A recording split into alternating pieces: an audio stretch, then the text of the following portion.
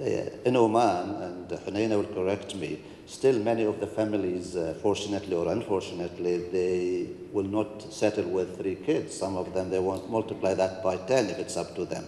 So lots of our workforce are on holidays, usually maternity leave, ladies, but we have to cater for them. And that's, I was saying, I think to you yesterday, at one of my hospitals, at any single day, 30% of the young Omani nurses workforce are off in either maternity leave, sick leave, or some other reason. So we have to cater for that. But go back to the accreditation.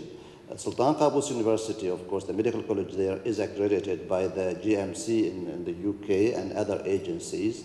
Our Oman Medical Specialty Board, which train the residents, also accredited by the American now agencies, the Canadian and the British. The scary thing in our region, there are about 340 medical schools in the WHO Eastern Mediterranean region, where there are 22 countries. Oman is one of them, and all the Arabic countries apart from Algeria and Mauritania, plus Iran, Afghanistan, and Pakistan. And from these 340 medical schools or colleges, less than 50% are accredited by the country they are actually training their students in. Less than 50.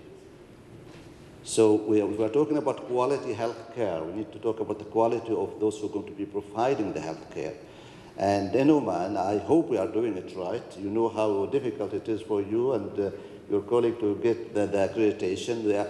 And if a university in Oman aligned with a well-known university, that makes our life easier.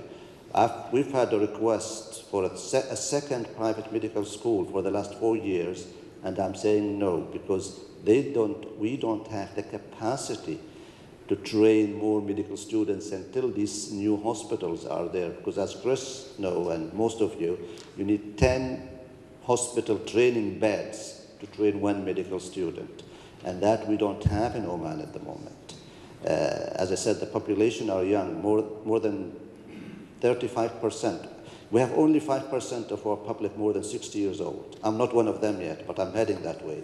But the rest of them, 95% less than 60, more than 55% less than 50. So as yet, the admission rate in the hospital, these 6,300 something beds, are not always occupied, and not all of them are in teaching hospitals. So the accreditation and the postgraduate studies, we have to be extremely careful where we get our staff from. Absolutely, and your point about accreditation is important. This should not be seen as a mark of excellence. This is really a mark of survival. And when North America went through a similar process historically, after accreditation requirements began to be promulgated, approximately half of the medical schools in the United States closed. And so as this gathers steam, I see medical schools, and I think the 2 schools in Oman are well positioned. I agree with you. But you will see many medical schools no longer exist because it simply will be a degree that has no value for the students. Well, thank you, Your Excellency. It's a great pleasure. Thank you very much, Chris, and hope to see you in Muscat. Inshallah. And all of you as well. Thank you.